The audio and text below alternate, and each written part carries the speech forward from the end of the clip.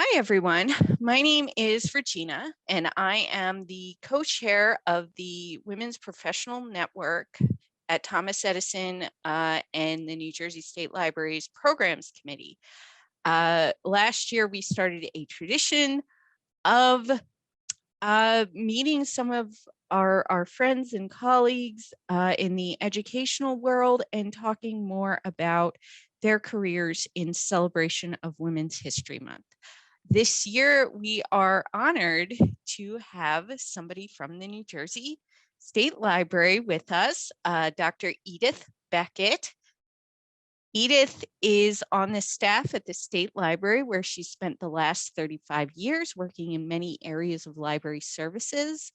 She's currently the head of the State Library's Technical Services Unit, which is responsible for receipt and processing of most of the library's materials, including books, magazines, newspapers, and ebooks.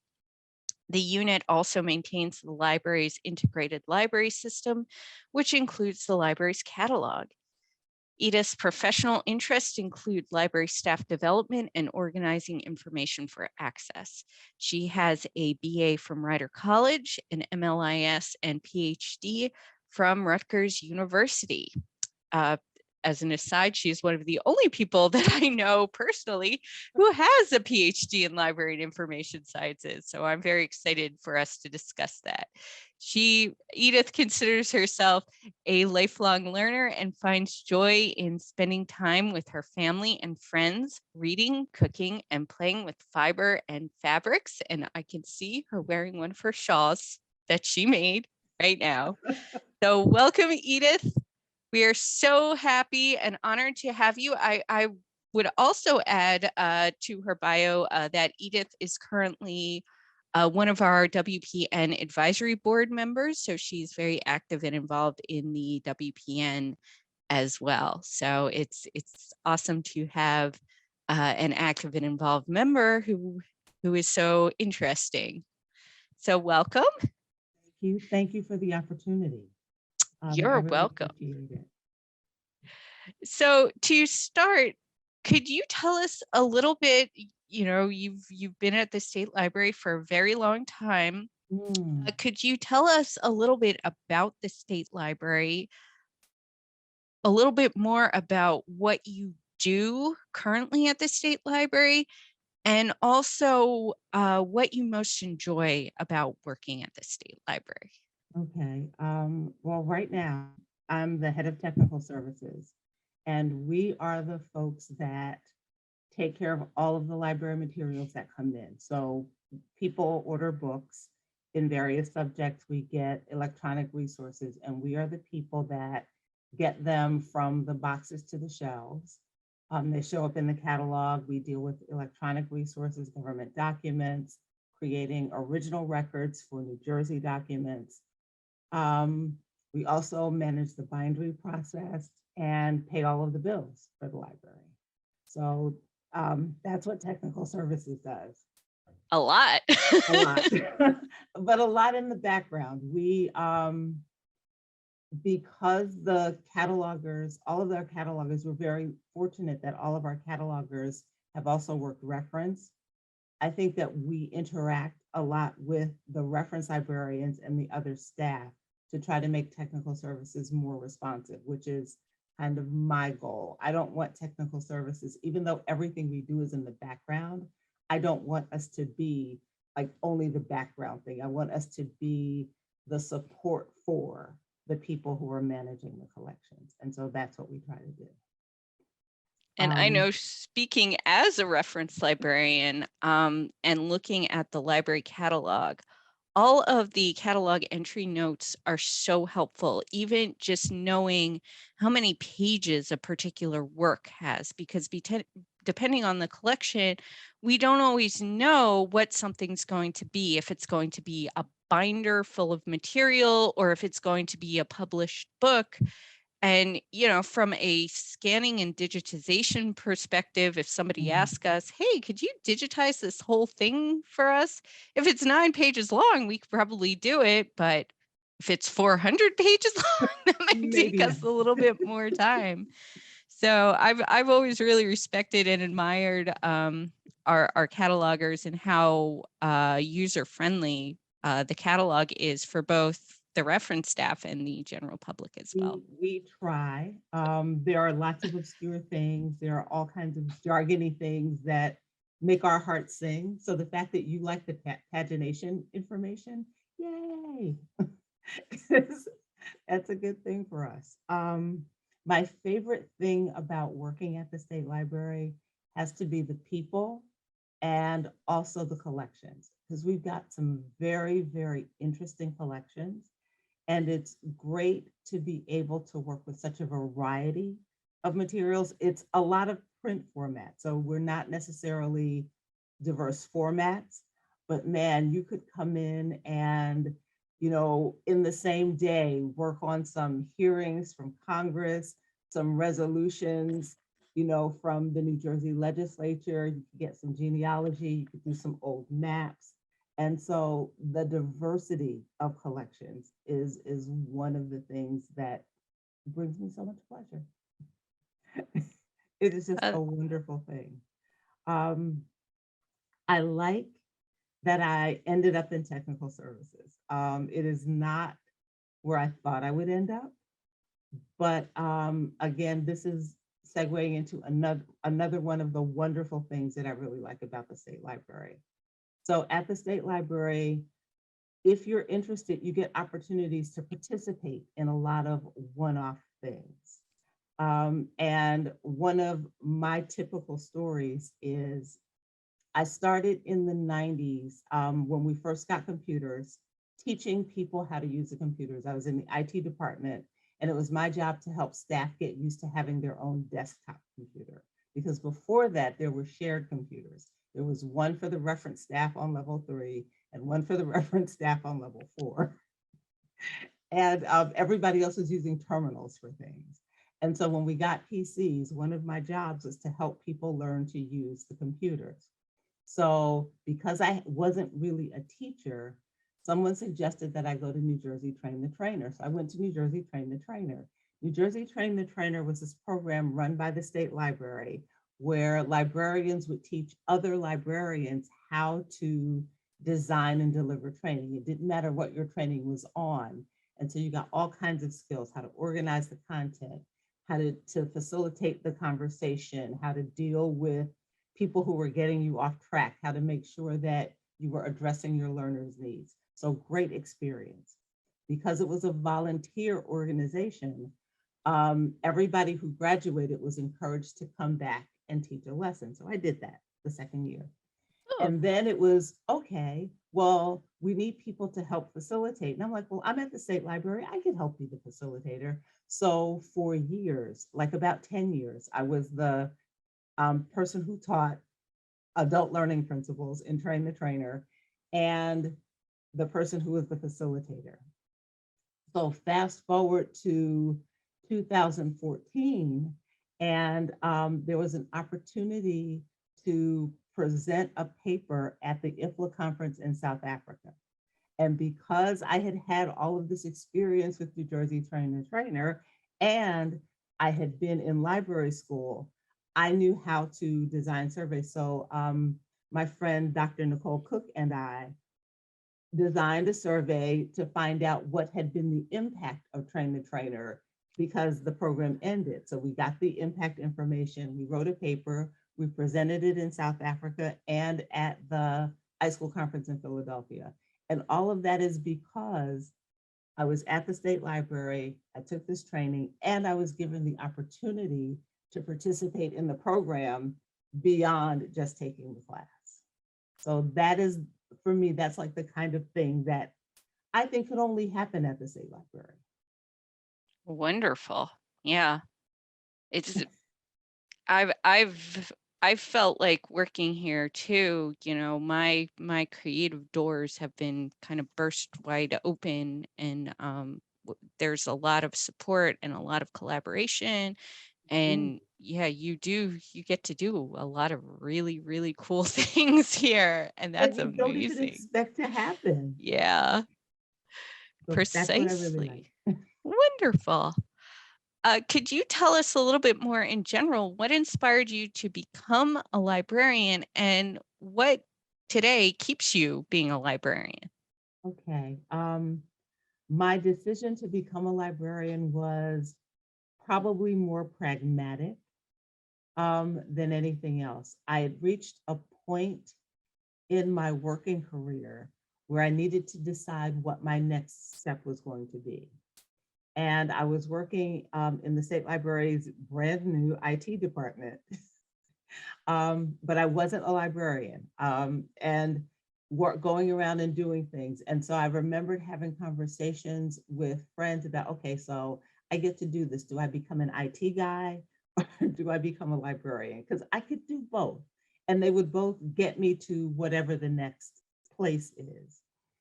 And so going back and forth and talking, I realized that I liked computers, but only as tools. I really liked computers for people. I didn't really love the machine.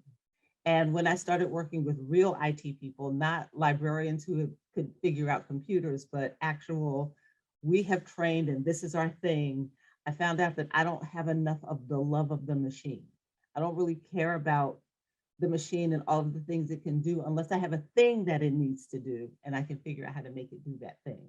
And so for me, that said, okay, then that pushed me towards librarianship. And then when I was in library school, there was this very clean divide. So this was about 2002. So there was this very clear divide between the library school students and the information science library school students. And I found that I'm on the side of the people. For me, it is really about making things useful to people. And so that is what I love about librarianship. We take all of this information that can be overwhelming and unwieldy, and we figure out how to arrange it, position it so that it can do things for people. And that's what I like. And I think that's what keeps me going because the field is ever evolving. Whenever I'm talking to people and especially young people, and they say, well, I don't know. And have you ever thought about librarianship? Because, they have librarians that do that because they have librarians that do everything. No matter what little subspecialty there is, there's some aspect of it that can be connected to librarianship. We're doing things now. I went to a webinar, I think it was Monday. It was a skill sharing where people were talking about their efforts to remove offensive subject headings from the catalog, which is so much more involved than I probably thought it was going to be. But the idea that something as old as the Dewey Decimal System or as old as the Library of Congress is still evolving because the library community is kind of working together to figure out, here are the terms that we find offensive and here are some alternatives, and then going through all of the changes to get those in there and promulgated. And then having conversations with people who say, well, this is how I did it. Oh, well, I could use that part. And then how did you do it? And so it's that kind of community and sharing and just always a new and interesting thing that we can talk about that kind of keeps me going with librarianship.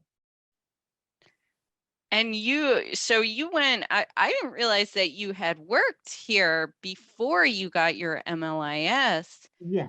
And then you continued here. And then what prompted you to get your Ph.D. and how has your advanced degree influenced you and your approach to your work? Okay, so the PhD was really a thing that you do for yourself. Back to my fiber love, like you see this yarn and you're like, do I really want to spend $63 for that skein? You're like, yeah, I do. Well, the PhD for me was like that. It was this thing that when I was in library school, very near the end, I found out that what I was really turned on by research. I love the idea of gathering data in a systematic way to try to solve a problem, to try to understand the thing. And the fact that somebody could teach you how to do that was like, whoa, I never thought about it. That people could actually teach this thing and you could learn how to do it. And I says, well, I was talking to Peggy Cadigan and she said, well, then you should apply for the library's IMLS scholarship because the library, it was the first round of their Laura Bush IMLS 21st Century Librarian program. And they had a program, a piece that was getting library staff to get their bachelor's degrees, another piece that was getting library staff to get their master's degrees. And they had a spot for one PhD student. And so I said, I can apply for that. And Peggy said, sure, because they're just looking for people. All you have to do is be from an underrepresented group. And I was like, okay, so I might try this. But then it's like, well, do I have to take the GREs again? Because that would have been a stumbling block. I hated that test. Me too. But I did not. My scores were sufficient. It's like, okay, so I don't have to take the test, I'm in. But then I had to actually come and have a talk with my family because you had to get admitted to library school first, and then they would consider you for the scholarship. So I had to decide, would I be willing to pretty much borrow the money to do this if I didn't get the scholarship? How badly did I want that ball of yarn? And I really wanted it. So we agreed that no matter what, I was going to do it, which was great because I didn't get a scholarship. Oh, I was no. not the fellow. They selected someone else, but she left after the first semester. And because I was already in the program and already familiar with it, I got to finish out as the fellow, but initially I was not the fellow. And it was fun. It was very hard, but hard in a way that I didn't expect, because I was also doing all of this while working. But because I had always been an adult student, I finished my bachelor's degree as an adult student. I did my master's degree as an adult student working full time for both of those. So it never occurred to me that the PhD would be different. It was. I had to take a lot of time off, but I still managed to maintain my job, give good service to the library, and do the degree. So that was hard. But again, I don't know if I'd worked anywhere else if I'd been able to do it.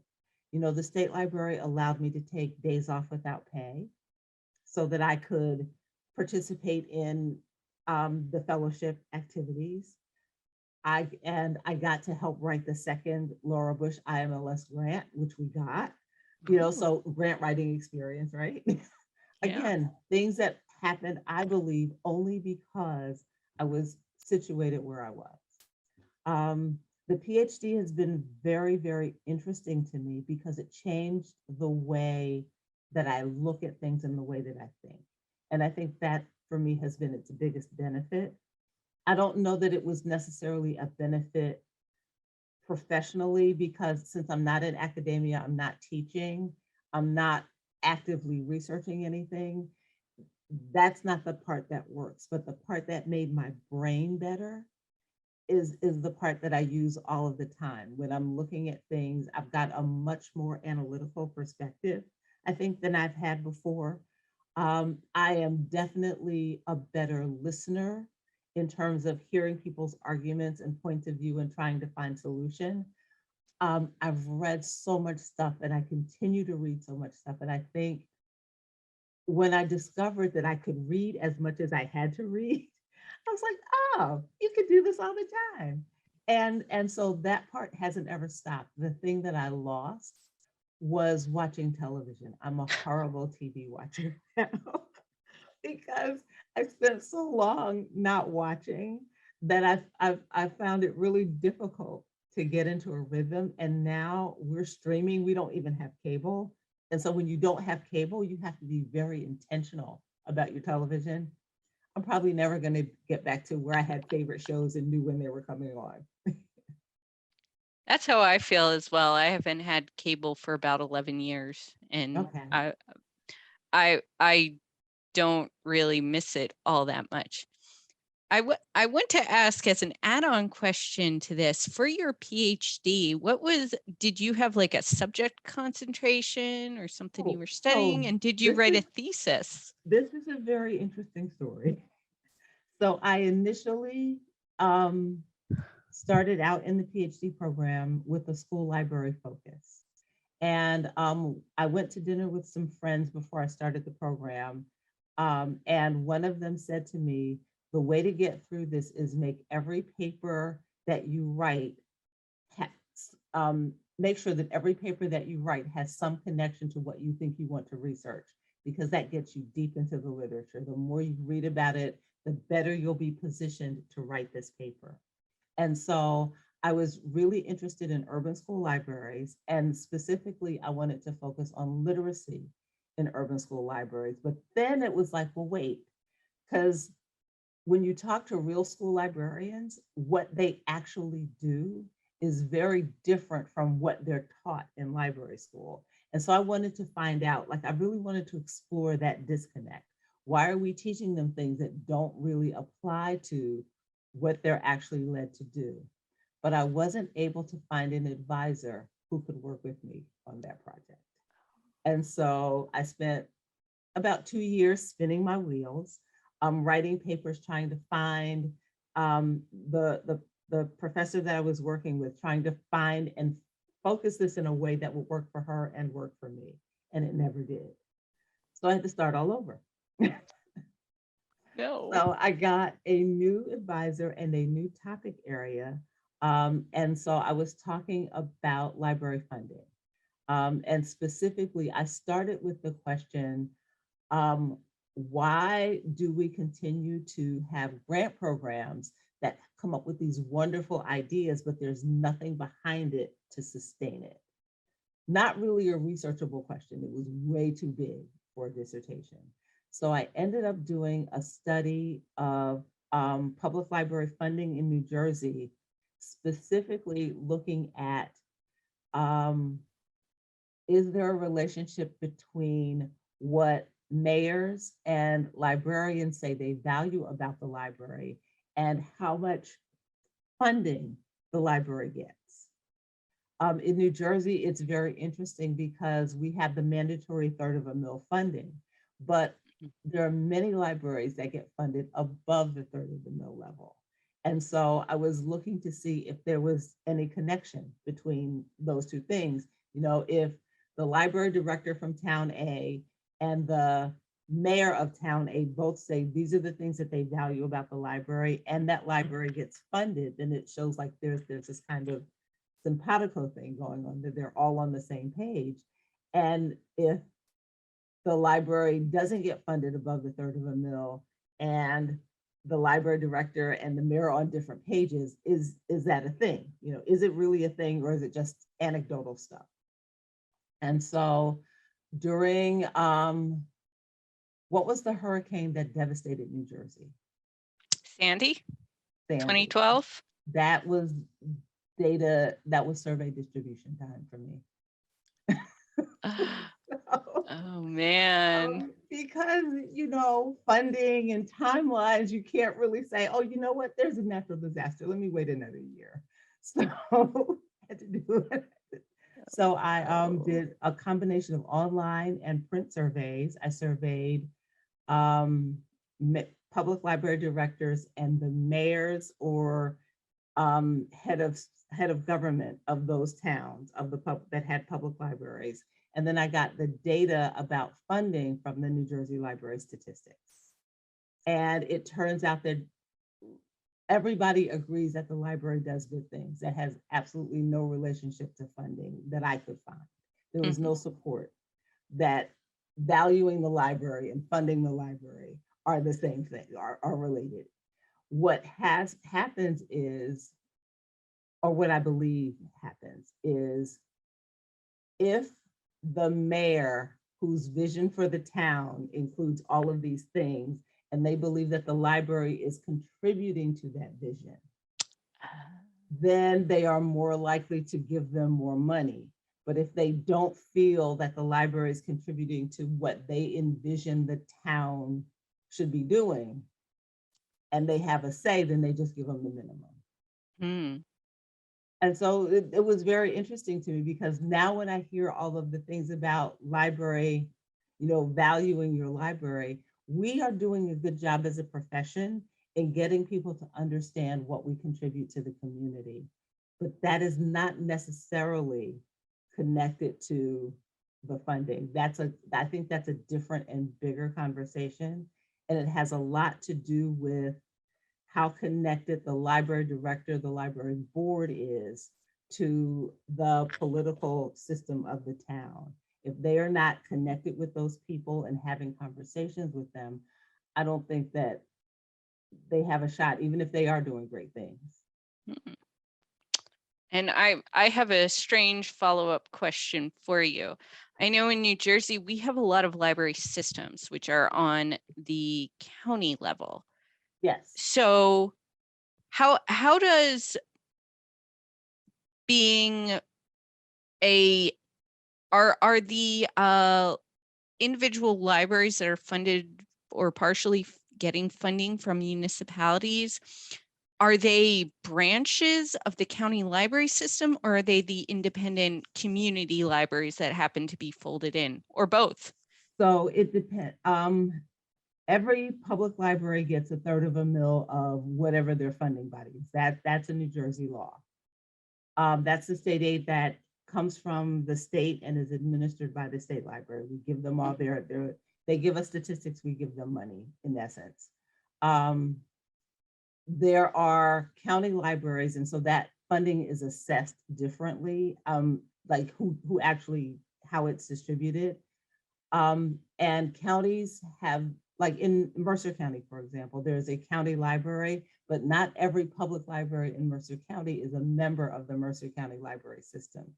So Trenton, Hamilton, and I think Princeton are municipal libraries. And so they get funding directly from their municipalities. If you have a county library tax and your town is a member of the county library, I believe your taxes, your library tax from your tax bill goes to the county library as opposed to your local municipal.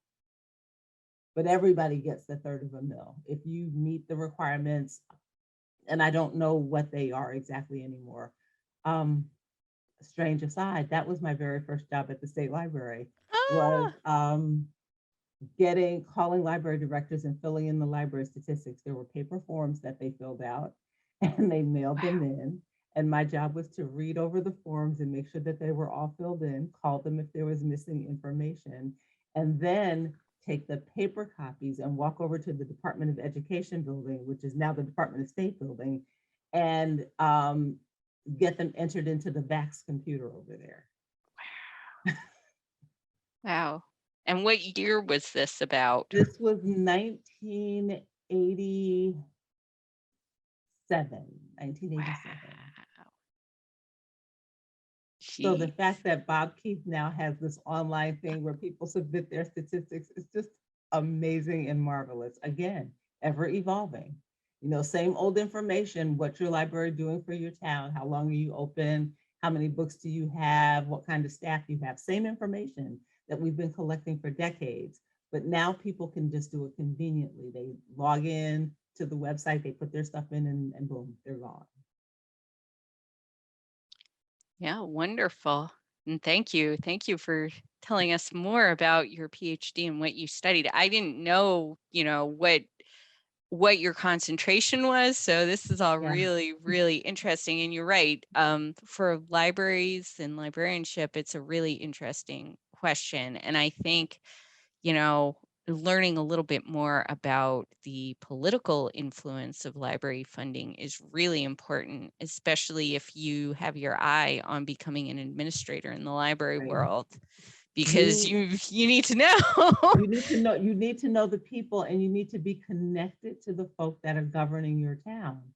And they need to see that you're a part of that team making the town go forward. You can't just be all about the library. You really have to be all about the town, whatever the town is, however that's construed. And it's interesting because these are not things that we get taught in library school. No, not at all. This is They tell something us that to you, do good service. yep, And tell people that you're doing good service, and that should be enough. And it often isn't. nope. Ah, fascinating. So in that vein, I want to close out by asking you, what advice would you give to a librarian who's just starting out, or maybe somebody who wants to become an M.L.S. or M.L.I.S. student? And what skills do you think they should develop? And what should they be looking for in a place they'd like to work? I think that the biggest skill is being self-directed, being able to assess what it is you want to do, and then figuring out how to get to that next place. It might not be a straight line, it might not be a thing that you can envision, but you have to have that ability to assess where you are and see if that's going to get you to whatever you decide your next place is. I think that in terms of actual skills, the ability to listen and connect with people has been my best skill. That's the strongest one that you use no matter what part of librarianship you pick. You really have to, and you have to be curious. You have to want to know the how and why of stuff. And for different people, it's different stuff. There's some, for some people, it's really about genealogy and the how and the why and the history. For other people, like me, it's like about the structure of records and how can we make this findable? You know, you have to have your thing. So find your thing. It's about knowing yourself. Find your things and then figure out how to find a way to make those things what you do for your job, and expect that that will change. You know, the thing that is your thing right now may not be of interest at all in 15 years. Be willing to keep reinventing and changing. So that's the advice that I would give. And what you should look for in a place of work. Oh, one more piece of advice that I would give: say yes. It doesn't matter if you get an opportunity. It doesn't matter if you think you have the skills. Even if you've never done it before, say yes, because you never know what's going to come out of your yes. You don't know where that's going to lead. My yes in 1992 took me to South Africa in 2014. Who knew? You know, so say yes.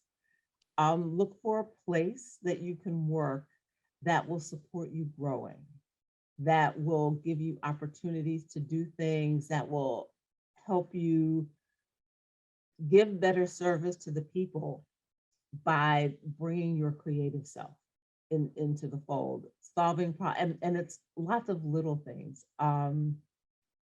Again, back to why I love the State Library. I have had my hand in so many little things. Regina, one day I'll tell you all the list of little things that I've had my hands in. It's Well, just we've already heard amazing. like 3 or 4 of them here. It's and a lot of it is just saying, you know, this is a problem, and then working with somebody. Okay, the one that I have to say because nobody will remember. So you know those pink interoffice mailing labels that we have? You probably, I've okay. seen them, but Okay, it's so we been, used to send a lot of stuff interoffice mail packages, and when I started, we were cutting the front off of an envelope to get that interoffice thing and taping it to the packages.